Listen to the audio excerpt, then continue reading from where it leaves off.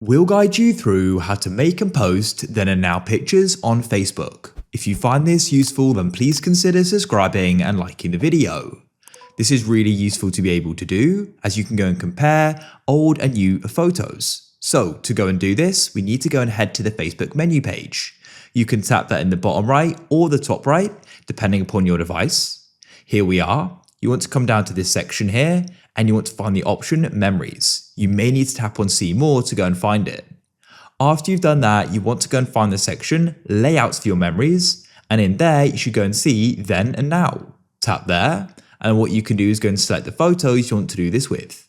You can tap on Add Older Photo. You can choose one from Facebook, or you can add one from your device. Select the one you want to use and tap Next like so, and then we can add the recent photo. You can tap on Add from Device again, select it and press Done. Make sure it's selected and press Next in the top right, and there it is. We can press Next and we can go and post it.